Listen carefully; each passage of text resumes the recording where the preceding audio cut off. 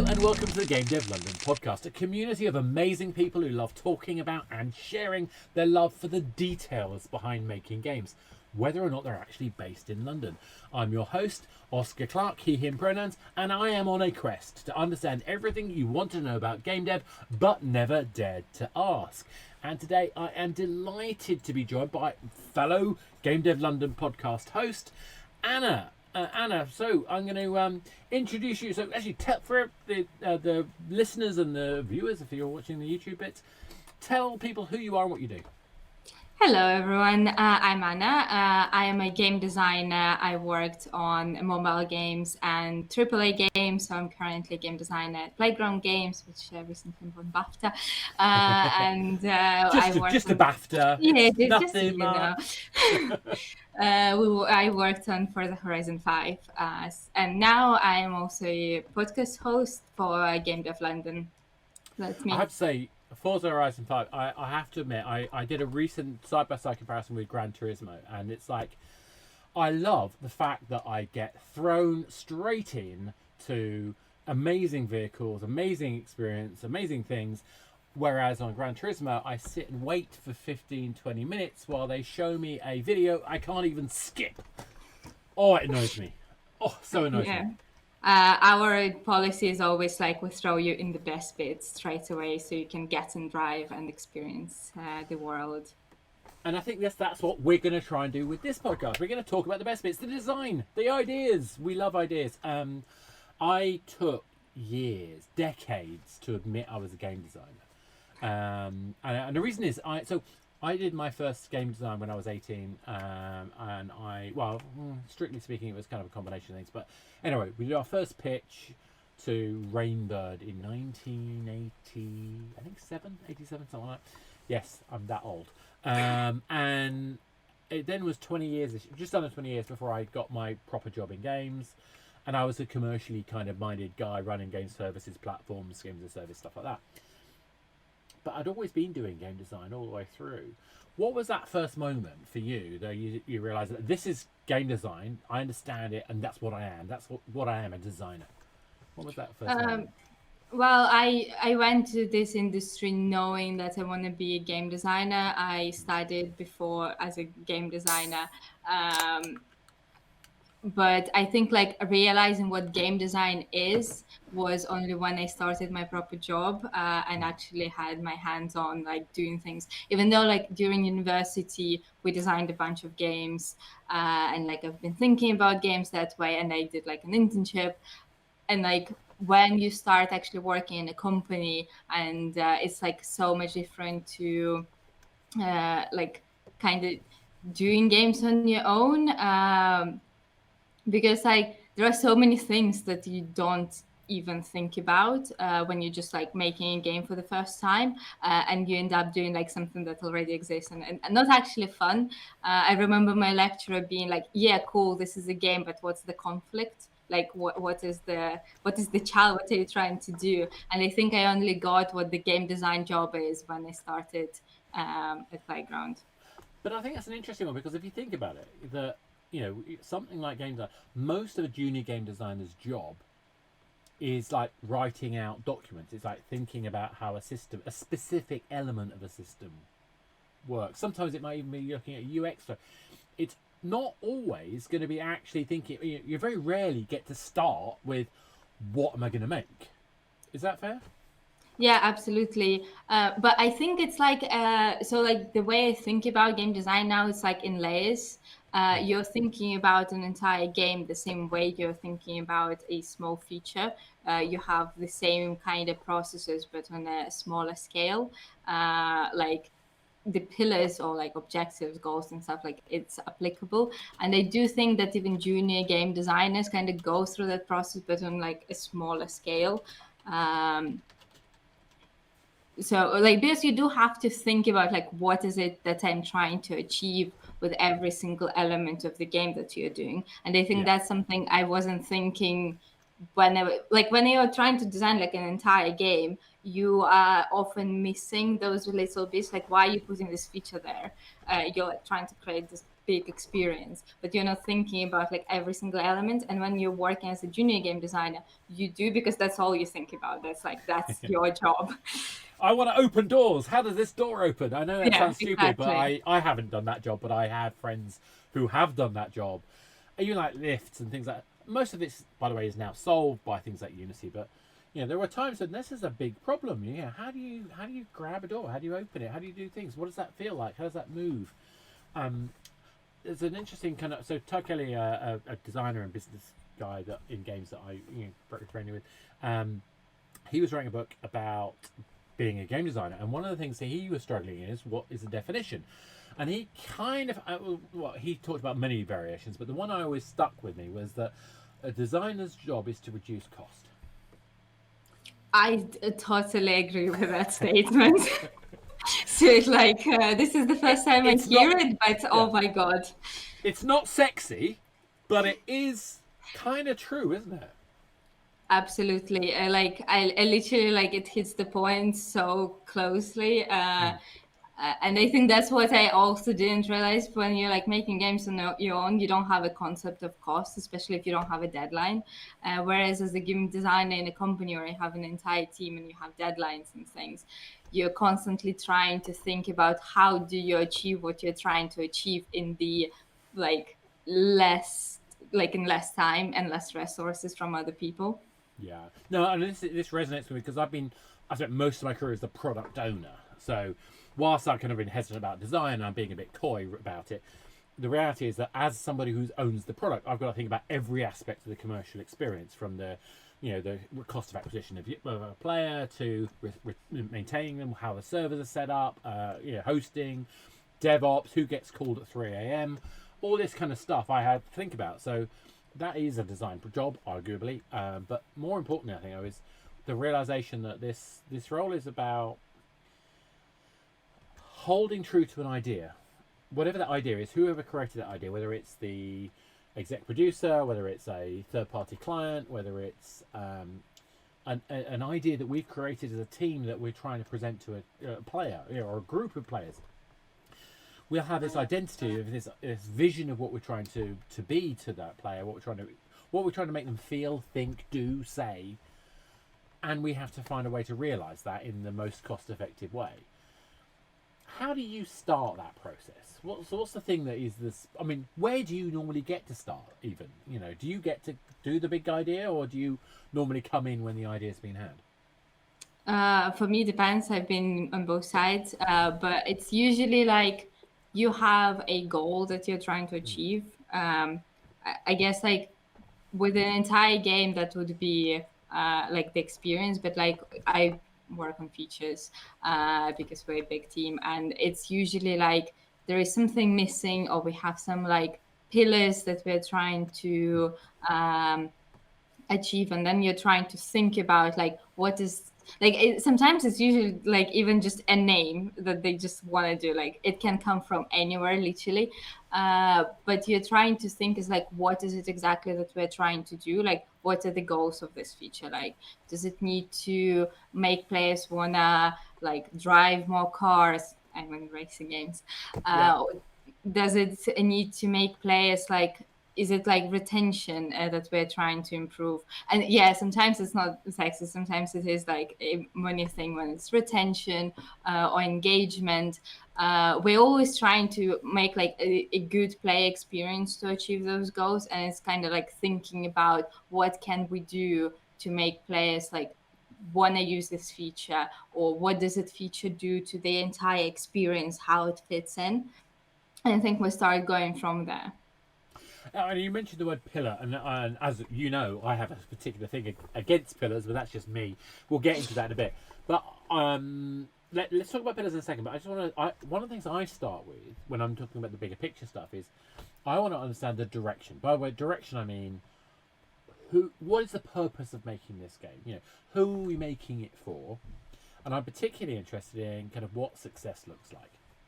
And I think, again, not sexy. We love game design, but actually we're talking a lot about the stuff that's not the particularly exciting stuff, not the stuff that grabs people's attention, not the thing that people think of, but actually thinking about from a strategic point of view, who is our player? What do they want?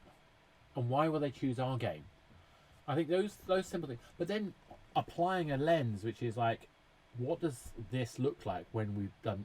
You know, for example, Forza. You know, the success looks like a BAFTA. It looks like you know, big feature console experience. It's a massive deal.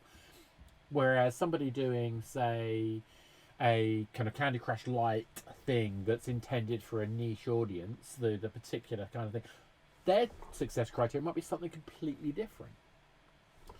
How often do you kind of like get in, you know, when you start the process, are you being informed about what that direction is, what that experience is? Are you getting that information, or are you having to pick it up through osmosis, through, you know, the people around you? Um, well, we are like we always make things with intent. Like there is always a reason why we're doing something, and we always try to think about the audience. But ours is large, so it's like you can't please everyone. Yeah, Um, so like we would split players into different groups and try to like this is what I've been always interested in, and like understanding what people want, like what yeah, makes a good experience for them. And there are so many different people that like so many different things that you need to really dig in. And like the inspiration can come from anywhere. Like you can watch movies and understand why people like action games, and like thinking about like who our target audience, who are we making this for, and why are we making it is very important. And like that's how we define kind of the success. Like what is the end experience? Like what do we want people to feel? What do we want people to do? How it all fits together. no, exactly. And I think there's something about that kind of intent is a fabulous word for it. Direction, intent, whatever word you want to use for it. This idea that we know what we're doing this for, so that means we can take a step back and say, okay, the steps to achieve this goal. And I particularly like looking at emotion. I think emotions are a really core part of the process of design, because at the end of the day, if we, you know, if we're trying to find the fun, which is a lot of people is, for a lot of people, the definition of a game designer is to find the person who finds the fun. I mean, there are other languages to describe that, but we're trying to create an experience where people can invest their time and feel satisfied by that process. But I don't think that I'm going to get into my pillar versus vector argument. I don't, or system. I don't necessarily think that we have a thing that we're aiming for. I think that we want to create a journey. I think we want to create a cycle. I think we want to move people emotionally from an anticipation to a fear of missing out, and then back to anticipation. I think we want to, you know, in a different dimension, I think we want to think about the kind of relief, frustration, tension, and back, that flow. I'm a big believer in the kind of the momentum of a player to find what is the enjoying creative part. So if you go from a start condition, you need to keep them anticipating as you present the challenge of the game. And if you're in the challenge of the game, there's that movement from anticipating the start. I'm going to go into the game at a relatively calm state, but anticipating, and head towards more tension, arguably, which is where I'm going to have the conditions that I'm supposed to achieve. And as I go to resolve those conditions, I'm moving from that anticipation to fear of missing out, but I'm still staying in that thing. So this cycle of emotional journey, I think, is a really key part of what gets that spark that we can't really measure of fun. Now, I mean, that's kind of me bloating about a whole bunch of things, but when you're looking at a game, do you see that emotional journey, or when you look at pillars, how do you use them?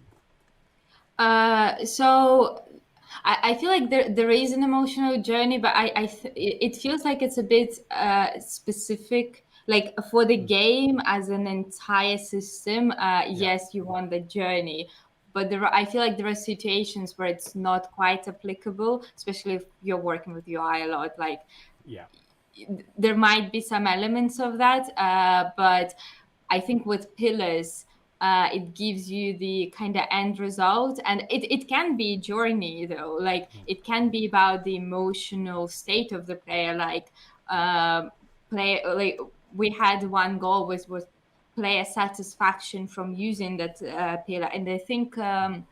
that feature. And I think having that end goal allows you to um, find different ways to achieve it, and actually like really think about how, like what is the flow, what is the experience players are going to go through to kind of get to that end result. And I think it's like it's kind of like two parts of the same thing. Like you're Mm. talking about the experience, like Yeah. the motion of that, and we're thinking about like the end result. But like even with emotion, you still have the end result, which is like players having fun kind of thing. No, exactly. But I think this is an interesting thing because I, as a publisher, as somebody who's basically, I've often been brought in to try and fix problems with game. A lot of design work is fixing problems. I'm normally dealing with that, like the whole picture of the game, and I think what you're describing is really important. I think that maybe we don't pay enough attention to, which is when you're looking at specific elements and specific components of a game, to make sure that they are polished, that they are delivering their outcomes, that they're or facilitating the game experience. They're intrinsically, essentially, a layer in themselves that need to be thought through. But there may be different criteria that we're looking at when we're designing those elements. Is that fair? Yeah, absolutely. And like that's why I'm saying like the designing game is very Mm. similar to designing even the tiniest feature. And like that's I feel like a lot of like playing a lot of games. I feel like there are things that people are missing just by not thinking of a tiny system the same way they're thinking about the entire experience, because like every interaction you have is an experience and you need to know what it's trying to achieve, and those kind of like the goals that every feature I feel like should have. No, it could be, but I think there's a risk though as well. I mean, I think I I, I think we're quite aligned in the way we're thinking about kind of like the detail elements, but there is a risk, I suspect, in terms of we could easily find ourselves getting swamped in complexity. How in these large experiences where you've got lots of people and you've got individuals working on different problems and features that come out of those problems, how do you stop that becoming a quagmire of complexity?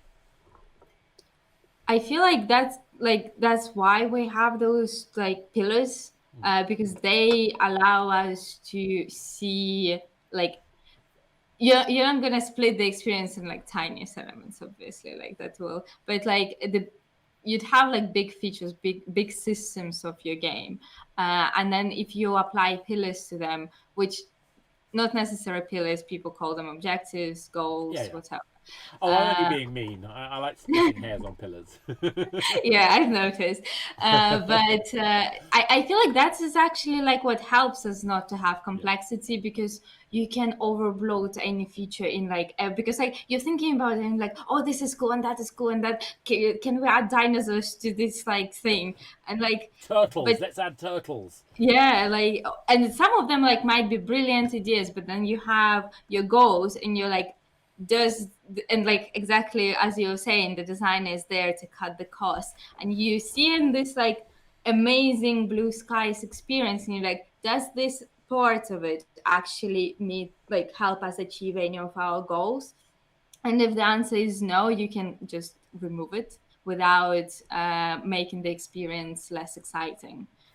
Yeah, and I suppose that's the crux of it, isn't it? It's like where pillars create a common language for the different people in the team, and that common language, assuming that we have a common understanding what we mean by those pillars, and I know a lot of people do a lot of work in making sure they clearly understand what a pillar is supposed to do.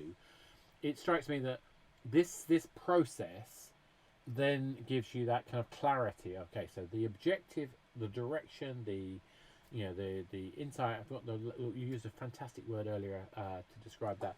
My brain's not working, but this clarity of objective, I think really helps kind of understand. Then, given that clarity, there is a common goal. We can steer all of these decision processes in the same direction, and that pillar is intended to support that process. I think whether you're using a vector mindset or a pillar mindset, it's the same principle at the end of the day, I guess, which is that we have a common understanding of what the objective of the experience is. We've thought about who it's for, and we're trying to make sure that we create the best possible experience for all those people involved. how do you know when you've done it though? I mean, I mean, do you test these things? I mean, some of these things are kind of so nuanced that the difference between, you know, the blue button or the green button is down into the realm of, like, you know, big data, isn't it? Yeah, to be honest, that's like my entire problem. Mm. It's just like with game design, you never know. Like Yeah. you're making a decision, you're like, I think this will work. I think this will make a good experience. And then you release it and people hate it. And you're like, well, never doing that again. Uh, like, I don't think there is like science to it because every single feature, every single problem we have is like so unique. You can't just like go on Google and be like, hey, Google, how to do this. But it One comes day. one day when we write enough books about it. But I do feel like you can do research. Like there are game design draws from so many different things, like movies, psychology, Yeah. history, anything. Like you can go outside and see like how this walking works and like how to make it.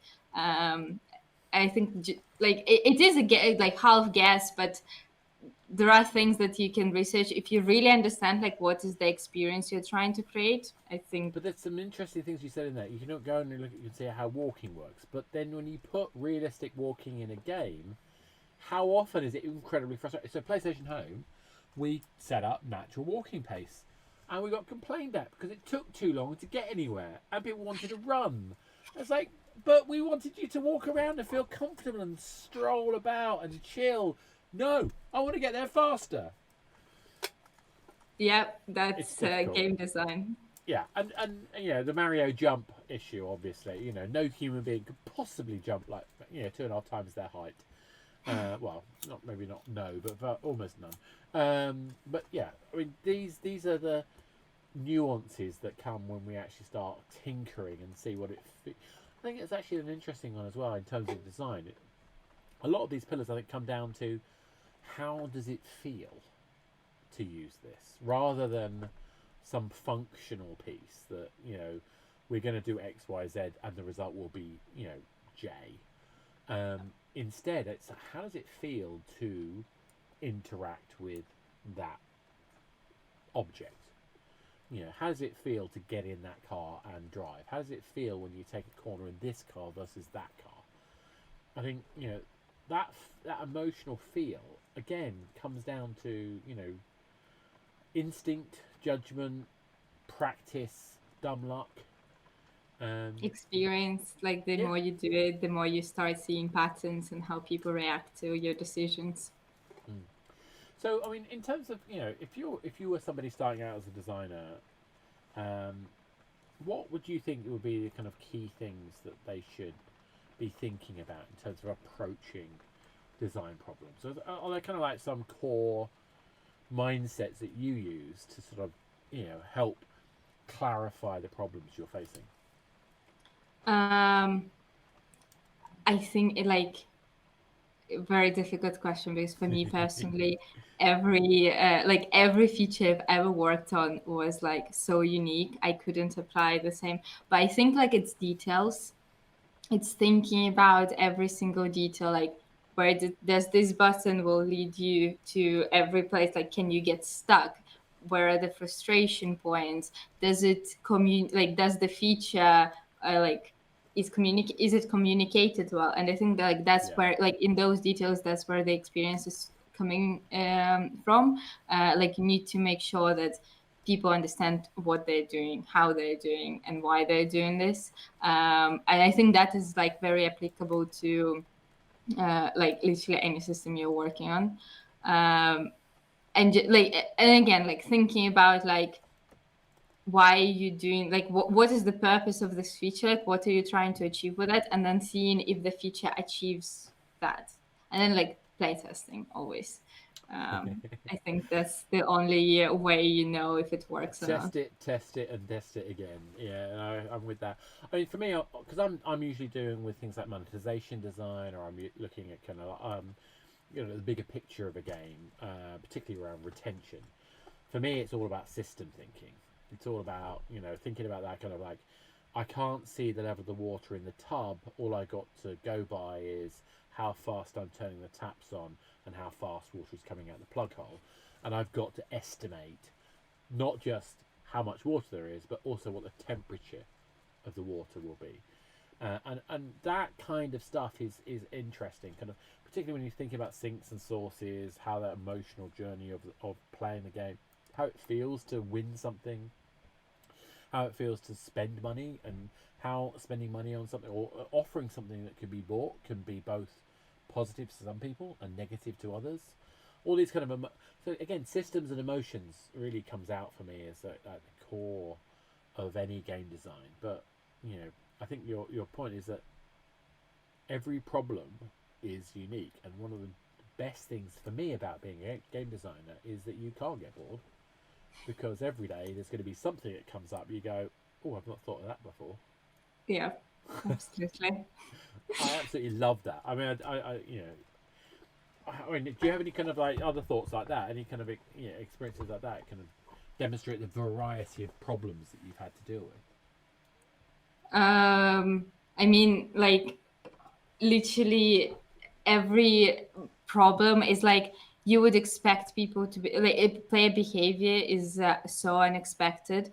You could think this like this is very obvious for the players, and then they do a completely different thing. And I think I discovered that like very early on, putting things in front of people, they will never ever do what you expect them to do. And I think that's what like that's the hardest part of game design. That's why it's like it makes those unique problems, because even if you solved it, but depending on your audience, the solution to the same problem would be different.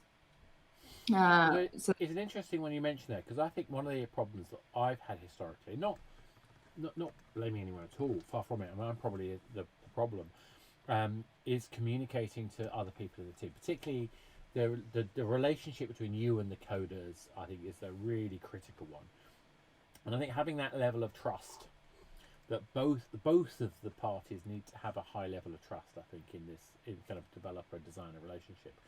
One of the things I've always found really helpful is where you can turn around and actually have a sense of like actually argue and like compete and kind of really be willing to debate in a lot of emotional detail. But it's a tricky part, which is about having opinions which are firmly felt, but not but loosely held. Being willing to fight your corner for a design because from a player experience point of view, this is the right thing to do. But at the same time, you've got to be able to adapt on your feet and be willing to compromise and willing to understand what the other person's trying to do, even if they're wrong, even if you have evidence, even if you have data. You still got to listen. And I'm not good at that, to be honest. I'm going to tell you what has to be done because I'm right, and this is what it is. Classic white man syndrome. But it's really, I think one of the things I've had to learn is being able to take a step back and say, hang on a minute, what can I learn from why this person is pushing back? Is it that we need to present the data differently? Is it that we need to rethink the system? Is it that we need to think about some aspect? And quite often what I find is, particularly with some of the less flexible clients I've worked with, finding something new out of the difference between our opinions. I think some of the best design decisions I've ever made have come out of me trying to solve a problem that I didn't think was there, but the other person did. And actually, I feel some of the best game design choices I've made have come directly out of those processes. Do you have any kind of like thoughts on how as a designer we interact with the rest of the team? I do. What like what I found for me the best approach has always been to make everyone understand why we're doing this and let them, because like, as a designer, like you are competent in design and you need to trust that other people are competent in their field, and if they're telling you that this is not going to work, it's probably not going to work and you're missing on something. And I found that like making everyone on the team a designer and actually like listening to what they have to say is very important, because they always bring some expertise, some experience, knowledge that you don't have time to learn. Even a new perspective, even just a new Exactly. question to bring to the puzzle. Exactly. And like the Yeah. amount of times I would make a design and people would be like, what about this? I'm like, never even thought that was a thing in this design. Uh, and there is obviously like an amount of trust that is hard to earn, especially as a designer, because you're just making work for everyone. Obviously, everyone is hating this.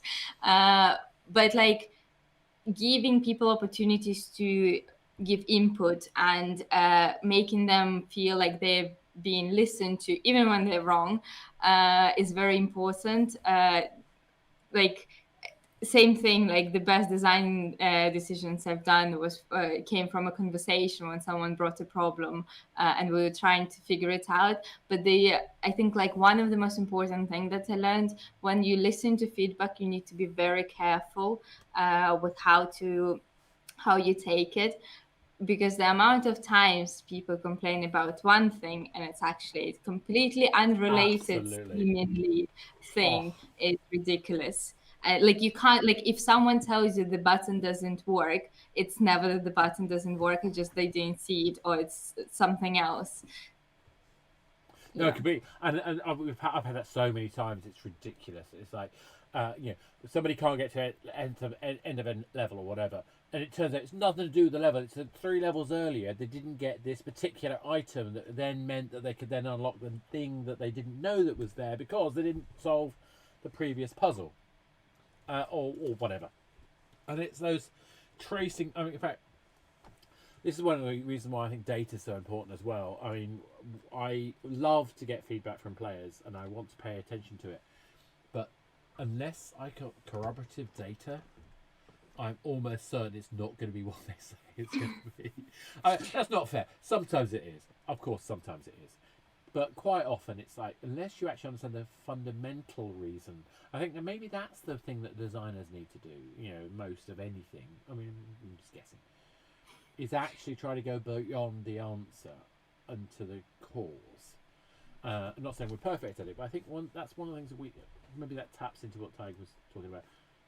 Getting under the bonnet of the why of a problem is as important as the solution of the problem, I would argue. Yeah, I Yeah. absolutely agree. It is difficult though, like actually understanding where the problem is coming from. Um, Especially, like, I don't know, I don't have that skill. People think I start arguing when I'm trying to figure out why they think something. Again, that's another skill, isn't it? We've got to try and dig and dig and dig and dig and find out and look at the different angles. And I mean, frankly, that's why I love the process. I mean, I don't get to do game design on a daily basis like I'd like to, because I'm trying to think about other things, often higher level things, strategic elements. But that's why I think it's important sometimes to take a step back and just try it. And in fact, one of the things that my design director and I sometimes try to do, which is just to create an idea, a concept for a hyper casual game. We're not going to make it, but just the exercise of going down to the simplicity of what would make a really interesting single interaction, sticky game experience using completely ridiculous premises is fascinating, and it kind of really helps me kind of then later on I'm refreshed when I come to look at a problem and try to solve it, because I've had that brain space, because I've flexed the mental muscles. Do you find something like that useful? We actually, at my university, we had an entire assignment to just make one action game, and Yeah, surprisingly difficult, because like the more simple you go with game design, the more difficult it becomes to make it a thing. When you have so many systems interacting, obviously some of them will be fun. When you have just one button to work with, I think that's like where the design muscle is definitely getting flexed for yeah. sure. No, I genuinely think that's the craft that I want to, practice and get better at myself. And I think when you start, I mean, obviously, because I'm dealing with monetization as well, it's amazing how much of that has to be game design to not suck, to not just annoy people. But unfortunately, we don't always do. But you've had a background in obviously AAA at the moment, but you've also done mobile in the background as well. How would you see the difference between the two approaches? Uh, I think it's more about the times. I worked at a mobile company who like only one, and so I don't have like a proper experience of that. But I worked at a company that was thinking about the experience first, Yeah, and the monetization second. yeah, But it was. I think it's just the time frame where you're thinking like the main difference for me between mobile and AAA is how quickly you iterate and how much emphasis you put into the actual play experience. With mobile games, you would constantly try to see what players do, how they interact, and improve, iterate. Like you start like really, really tiny. You start with just like one concept, whereas in a AAA, it feels more top down, where you already have an idea and you're just trying to make it and then see what happens after you kind of release. Especially because like with AAA, you're not even allowed to talk about what you're working on until it's like almost done. yeah. Oh, I find that terribly frustrating. I mean, I think there's definitely values in both. I think I love the actual mobile simplicity, particularly the technique that hyper casual makes us, do the efficiency of that. I love that. One of the things I found really weird about working in console was that I didn't have to justify every single action design element. I didn't have to put a business model together for each one. Um, you know, but at the same time, it was weird. It was weird not to be able to do that. Because one of the things that I loved about designing platforms was I had to think about what the constraints were, what the delivery of these things, what from a numerical level, what from a commercial level, what would this, if I did this thing, what would it give me? We have that in mobile. We don't really have that in AAA or console, or even PC to a certain extent. But what we do have is space to explore and try things that maybe aren't perfect, but we can then explore how they can then deliver new ways of playing, new interesting. I think in it, there's more scope in some ways for innovation, I would argue, in PC console. But the trouble is, we also end up with like marketing propositions, which we have to then meet as well. So we're also kind of stuck too. I mean, I don't know. Maybe I'm rambling now, but No, I agree. I don't know.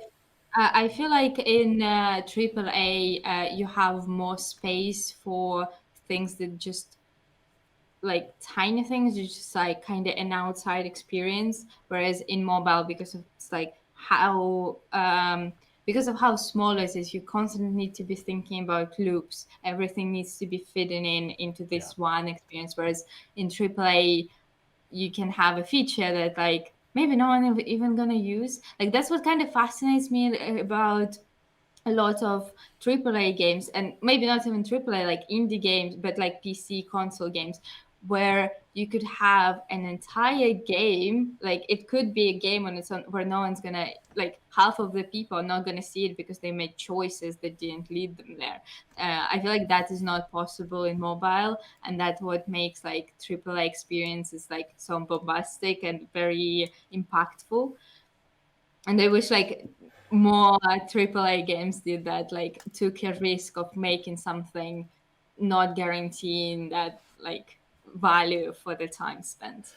it's kind of funny though because that's exactly the opposite of what I want them to do. In some ways, I get where you're coming from. By the way, I'm just being my usual mean self.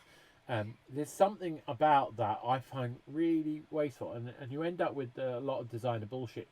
As for pardon my French, but where a lot of things get put in that are kind of like, oh, because I can. Now, there's a joy and there's a risk to that, I think. And I think the joy is exactly what you described. Something magical couldn't be done elsewhere. The risk is when you get to the Last of Us problem, which is one of the best games of all time, and yet halfway through, they take away all my sense of autonomy and ruin the game for me. even though it's an amazing narrative, I loved it. I still felt bitter and sour because they decided to make the game they wanted to make, not necessarily what I wanted to play, and that may be a fault in me. But I think, do you think there's a danger of that with the AAA model, or am I just being silly again? I think it depends on how you do it, because Yeah, as with anything in game design, there is a bad way and a good way of doing it. Taking autonomy from the players, I think the yeah, worst sin of game design. But I feel like putting things in just because you can, as long as it doesn't interrupt with it. Because, like, what it's supposed to bring is the sense of autonomy, is the sense of exploration and impact, that yes. your choices, what you're doing matters, rather than just take. To be honest, I haven't played The Last of Us, so I don't really know what you're talking about. But Don't worry I about it. I played lots It's a of famous Divinity. problem. Okay, I need to research that one. But like I like the approach that, like, for example, Divinity takes, where you like Yeah, you can kill everyone and then yeah, like oh yeah, yeah. it's all gone. And it's on your own account, and like you kind of doing it to yourself. I like when the game lets you do whatever. Yeah, and I think there's something about that I really love, and I think that exploration, that discovery, is massively important part of what makes games joyful. But I don't think necessarily is limited to, console or PC. I think it's just enabled by AAA because we can be invest in the budgets, because we invest in the experience in ways that maybe we wouldn't be able to do with a game of a smaller budget. And I think tapping into that emergent property. So one of my favourite stories about this is really things like on PlayStation. I always go back to PlayStation because it was one of my favourite experiences as a person working on games. Um, in the home apartment, the personal apartment everybody had, you could see out this bay and these boats and this harbour wall. And players found a way to basically stack up furniture so they could actually get out of the collision layers and find themselves running down on the harbour wall over to the end. And right at the end, there was this little plaque that you couldn't see that said, "You cannot see this." It's amazing.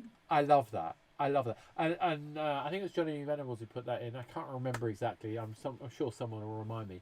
But it's those little things that it's really joyful for people working on the game to chuck in some little Easter eggs like that.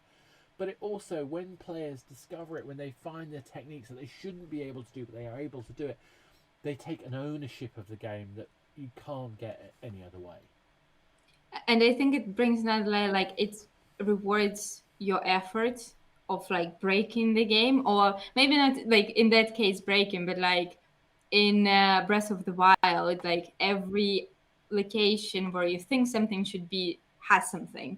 Uh, and that enables that sense of exploration, because like the moment you find one valuable thing when you do something you're not supposed to and go over the golden path, you start doing it more and more, and you start like experiences in the game, and it's always on your own account, like you did this, you figured it out, and it's like it's intrinsically rewarding because there is a thing there, but it's also extrinsically rewarding Yeah. because like you weren't supposed to do it and you did it, and there was something, and it's nice. And I think that to me is the magic of game design, is when you discover things that you didn't necessarily intend suddenly lock into this synergy that feels magical, that feels intended, even if it's completely breaking what was originally designed. Yeah, but it brings new experiences, right? If you Exactly. couldn't break the game, the speedruns wouldn't be an entire thing. So on that note, I am going to have to say a sad, thank you. That was fantastic. I really enjoyed that, and I really appreciate you taking the time. And this has been your Game Dev London podcast. So, do you have any kind of final thoughts or comments, or any ways that people could get in contact with you if they have any further questions? You could probably find me on Discord, Rikolska, but it was very lovely talking to you. A lot of thoughts that now my head is going. I think we had a great discussion about what game design is and how it works and all the problems. Brilliant stuff. And thank you so much for that. I really enjoyed it. And anyway, so with that in mind, I will say thank you again for listening and for Anna to take part in this. This has been your Game Dev London podcast. Please do all the usual, the likes, the subscribes, the ringing of bells, and whatever else it is for the platform that you are enjoying this conversation on. And obviously, don't forget, we have a Discord channel that you can go and check out as well. I hope you've enjoyed this. I hope you're taking part in our journey to discover everything we want to know about game dev but never dare to ask. I've been your host, Oscar Clark. Thank you very much for taking the time.